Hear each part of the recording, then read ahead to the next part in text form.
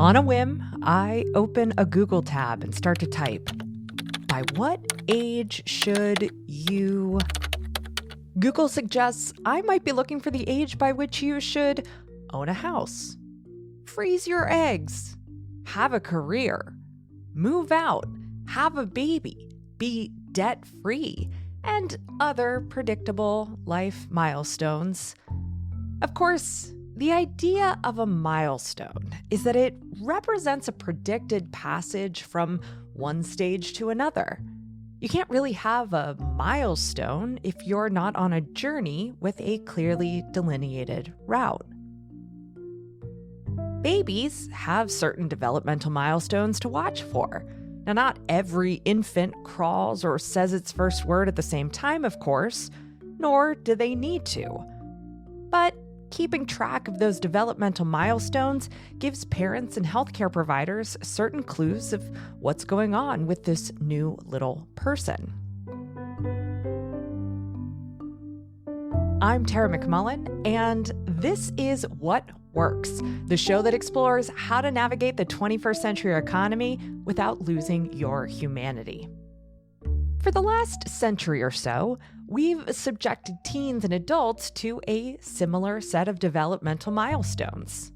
Graduate high school at 18, go to college or enter the job market, move out of the family home sometime in the early 20s, find a partner, get married, buy a house, have a kid, work and work and work some more, and then retire at 65. Now, for as natural as that sounds to most Americans today, it's a pattern of life that's a mere footnote in the annals of human society. So it came into being about 120 years ago. And it happened because we introduced two major innovations. That's Mauro Guillén. He's a sociologist, political economist, and management educator. He's also the vice dean of the MBA program at the Wharton School at the University of Pennsylvania. And he's the author of the new book, Perennials, the Megatrends Creating a Postgenerational Society. One was universal schooling, which then effectively separated the first two stages. So early childhood from, the time when we are supposed to attend to school and everybody's supposed to attend school. And then we also introduced at about the same time pensions for the first time. And that also created a boundary between our working years and our retirement. These innovations essentially divided life into 4 stages, what Mauro calls the sequential mode of life. So when we're very little, we play, then we go to school, then we work, and then finally we retire. Those are the 4 stages or stations in life. Moving from one stage to another at the right time is sort of proof of your fitness for society. And for the longest time, we've essentially been telling people you have to go through those stages at the right time. And it's your problem if you don't go or you don't make the transitions, when they're supposed to happen. And everything is prepared for you as long as you're in life to succeed, unless you deviate from that pattern. Now, I return to Google and type obstacles late bloomers face. The results are all about dispelling the notion that there are obstacles to face as a late bloomer. Late bloomers, I learn, bring all sorts of strengths to the workplace. They might even be happier in the long run. And cool, fine. I totally agree that the value someone brings to an organization or a community doesn't change based on what age they graduated from college or when they got married. And there are real structural and financial difficulties that come from not settling down when you're quote-unquote supposed to. In the United States, however long it takes to settle into a full-time job is time your access to health care is precarious. It's time you're not saving for retirement or enjoying an employer contribution to your 401k. You might be moving around frequently and have onerous amounts of paperwork to complete. You might find it difficult to vote or become an active member of the community. Now, these are largely privileged problems. People of color, immigrants, disabled people, and poor people face greater structural pressure to move from one stage of life to the next on time. So, the challenge of being a late bloomer isn't only social stigma. It's not something you can just write away with a motivational blog post. There are real financial, civic, health, and quality of life issues to face, too. But that all said, it seems that the sequential mode of life and its imperatives don't seem to match the reality on the ground today. Yeah, so there's two things going on, and they've been going on for quite a while. The first is that there's a number of trends that essentially are converging, and they are presenting us with this new situation in which we need to be more flexible. So those trends are, we're living longer, so therefore we have more years to decide what is it that we want to do with our lives. And not only that, we stay healthy, far longer than before. And therefore, that means that, it's not that when you're 60, you can no longer pursue an active lifestyle. You can still do lots of things at age 60, at age 70, at age 80. So both of those things are really important. And the third is technological change. Technological change is essentially, telling us, well, you may not be able to work on the same thing, to have the same occupation, to pursue just one career in your lifetime. You may have to actually switch, right? So all of those things, when you put them together, they're essentially inviting all of us, 100% of us, to rethink the way in which we think about life, and specifically about when we learn, when we work, when we retire, and so on and so forth. But then there's a second very important reason, which is, I'm sure, Tara, that you've noticed that there's a lot of people who at some point don't make that transition when they should. Mm-hmm. For example, teenage mothers, people who abuse substances, or high school dropouts, and so on and so forth. And then those people have a really hard time with the current system, because our current system has been thought for people who can essentially make progress on a steady basis, right from one stage to the next.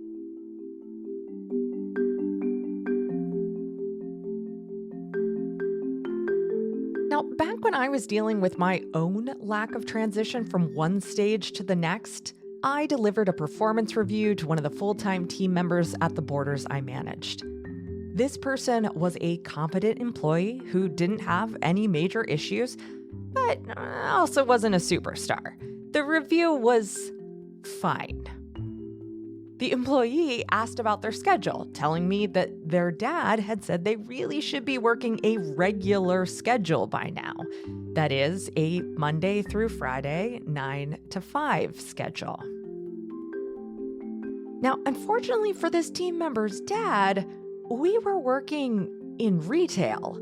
Our store was open from 9 a.m. to 10 p.m. every day. Literally, no one on staff worked a quote-unquote regular schedule. Now, I have no idea what I said in the moment, other than something along the lines of, that's not going to happen. But I've thought about that moment so many times over the last 15 years. While I was surprised that this team member would ask for that kind of schedule when no one else had it, what really surprised me was the father assuming that 9 to 5 jobs still existed. All right, look, I know, they still exist, but they're not common. And the idea that someone my age, 23-ish at the time, should have found their way into a regular 9 to 5 job by then was quaint at best. All that to say that so many of us are operating with expectations of how life is supposed to go that just don't reflect the reality on the ground. And while I wholeheartedly believe we can make the reality on the ground so much better, I also believe we need better ways to navigate what is, and we need a better map to navigate by. So this is the other thing that we need to keep in mind. And this is, by the way, why the book is not only for people in their 40s or 50s or 60s, it's also for people in their 20s.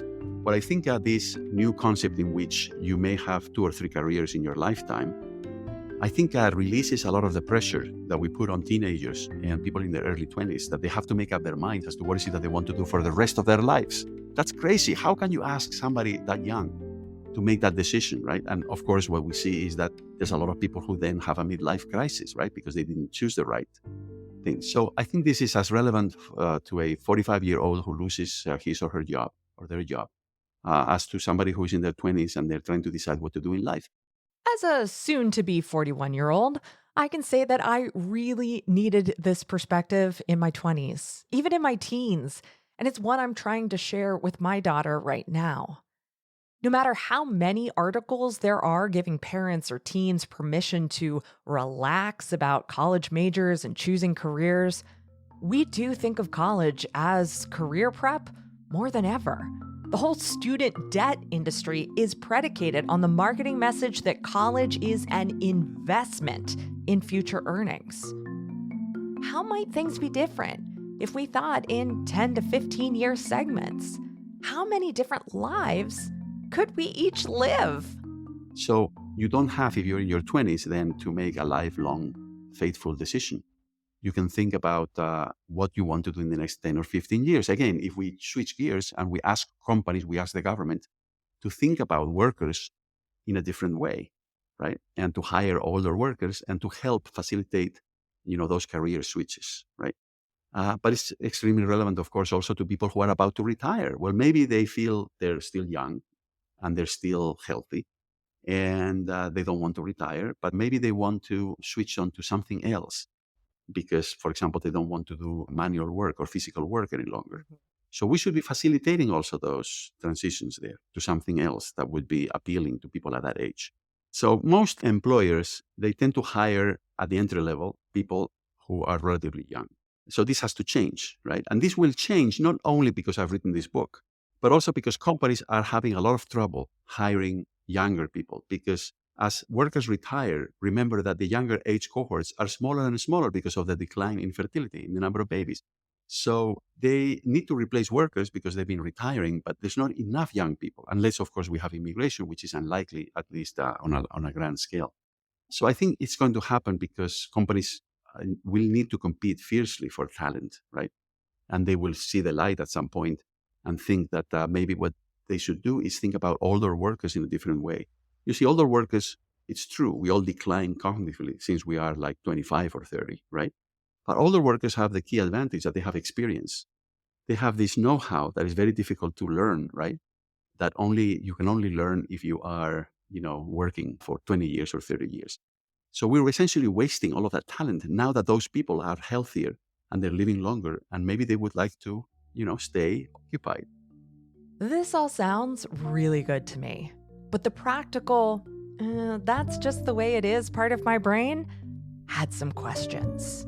Namely, what's to be done about employers declining to hire older entry-level workers because they're more expensive than younger workers? That tends to be the case, obviously, because people get promoted and so on and so forth. But as I said, what we should think about is, for example, somebody who has been working for 20 years in some occupation, then is approaching 50 or 60 and wants to switch. So that person can be retrained to be able to go into that other different labor market. And that person, I think, may be able to actually accept a salary that will be attractive to the employer. Because let's say that somebody who has been doing manual work now acquires some really useful technical knowledge, right, through retraining.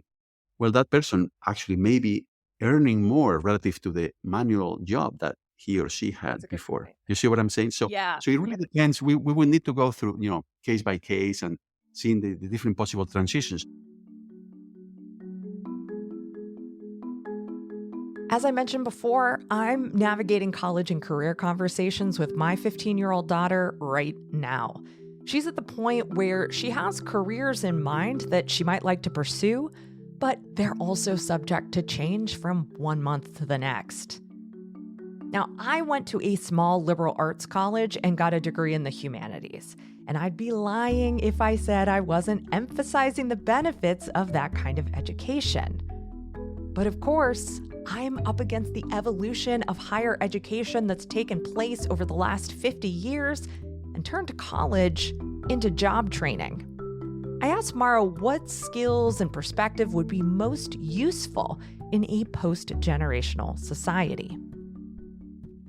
So let me preface my comment by saying that we will have important jobs out there for which you need training that is specific to the job. Think about doctors, think about pilots, airline pilots, and so on and so forth. So there are some exceptions to this.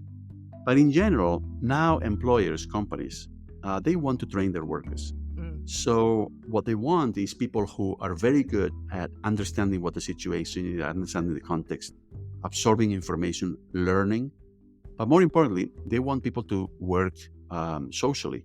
So I think social skills have become really important, and we barely teach them, right? I think that you're not born with social skills. I think you learn them. And what am I talking about is essentially, for example, things such as the ability to work in teams, the ability to collaborate with others, the ability to communicate, the ability to negotiate. That's really important. Emotional intelligence, all of these things, they're becoming, and there's very good data on this, they're becoming so much more important. So companies, when they advertise jobs these days, they're actually saying, we're looking for somebody who has the social skills, right? In addition to whatever technical skills are required. So I think you're absolutely correct. I mean, I think everybody should tell their children, think about, well, first of all, what you're passionate about. Sure. And secondly, don't constrain yourself too much. I mean, think about more broadly, unless, of course, they have this thing that they want to be doctors or they want to be airline pilots or they want to be something else of a similar kind where you need years and years of training, right, in order to be able to do the job. But I think for most of us, for most of our children or grandchildren, I think the name of the game will be, sure, you need to be good at math. You need to be good with numbers. I think you need to be good with your language. If you can learn a foreign language, even better, because I will give you a perspective. And then you need to have these social skills, really important. So how could adopting the perennial mindset impact the quality of our lives at every age? So a perennial is someone who doesn't think and doesn't act his or her age or their age. So in other words, it's somebody who is not making decisions about what to do based on age. And I think the perennial mindset essentially is telling you, look, you don't have to achieve everything by age 22 or 23 in order to make that transition from being a student to be a worker. What you need to do is think about your life in the longer term. And maybe you would want to pursue, as we were talking earlier, 2 or 3 careers. I think that takes pressure off from younger people. As you know, the rates of, depression are up also with younger people for this reason, because they feel that they have to achieve so much. And unfortunately, also the suicide rate is up for the same reason, right? So I think we really need to switch gears here and adopt the perennial mindset so that we can help those young people. Now, for people in their 50s or 60s, it's exactly the same thing. I mean, people, when they retire, they find that it's not paradise, right? Mm-hmm. So we have been redefining retirement. Like everybody has been telling us, oh, retirement is like what you should aspire to. You should be miserable and work for 50 years because, hey, you're going to reach retirement age at some point, right? So you're not supposed to enjoy your job, right? No, just save money, don't spend too much, and you will be rewarded when you retire. And then when people retire, they find that they get disconnected, they feel lonely. Also, their health deteriorates because they're no longer as active and so on and so forth.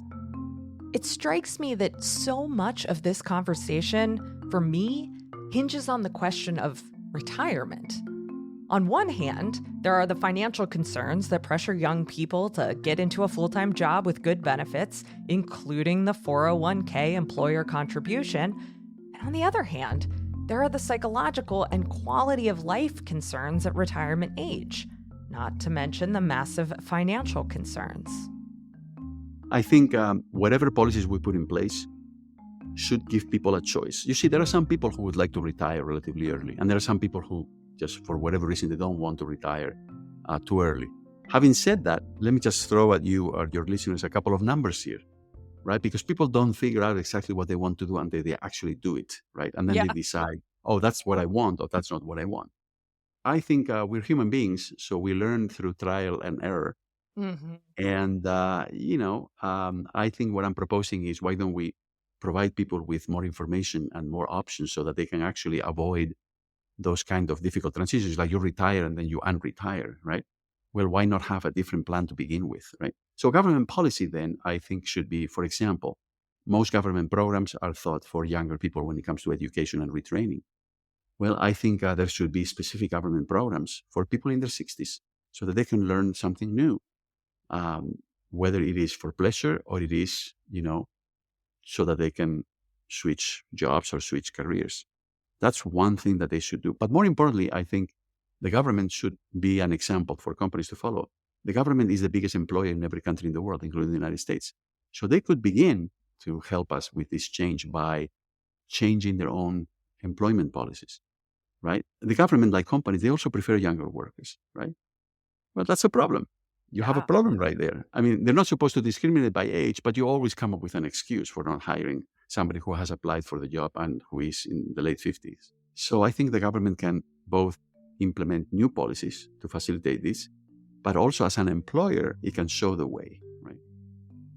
I think one of the easiest ways to ease these burdens and really step into this post-generational vision of society is through quality of life guarantees. Things like a livable minimum wage, expanded union membership, a strengthened Social Security program, guaranteed healthcare, guaranteed housing, and yes, a universal basic income. Quality of life guarantees could help people make life transitions at any age with more ease. And while these guarantees do benefit individuals directly, they also benefit our society. Fewer people scraping by or falling behind or burning out because of unreasonable expectations and stigma is an overall cultural and economic good. I came away from Perennials and my conversation with Mauro really energized, if also profoundly disappointed that I didn't have it to read 20 years ago. The way I see it, the perennial mindset and a socio-political structure built to support people at every age is long overdue. Huge thanks to Mauro Guillén for sharing his research and analysis with me. Go pick up your copy of Perennials, the Megatrends Creating a Postgenerational Society at your local bookstore, bookshop.org, or wherever you buy books.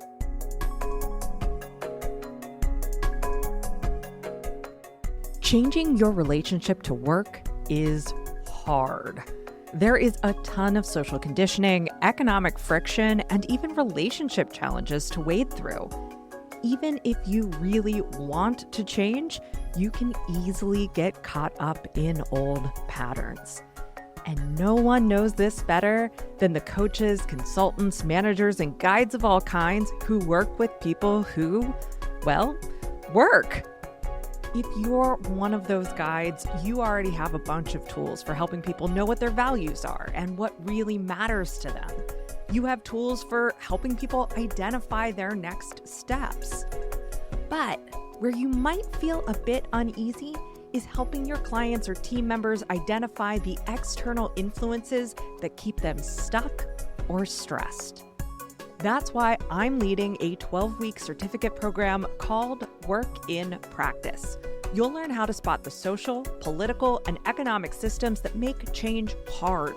Because until we can unravel those systems and question our most basic assumptions about work, we won't be able to break the cycle and imagine a more sustainable and nourishing way forward. Work in Practice starts September 20th. Learn more about the program and view the program syllabus at workinpractice.life. That's workinpractice.life. What Works is a production of Yellow House Media, a podcast production agency for people changing the way we think about culture, creativity, leadership, and work. Our production coordinator is Lou Blazer. Our production assistant is Emily Kilduff. This episode was written and edited by me, Tara McMullen. Marty Seafelt is our audio engineer, and Sean McMullen is our fearless leader and executive producer. What Works is produced on stolen land. We're grateful to the Susquehannock and Conestoga peoples who stewarded this land for thousands of years before the arrival of white colonists. The Yellow House is on the unceded land of the Ktunaxa Nation and the tribes of the Salish and Kalispel.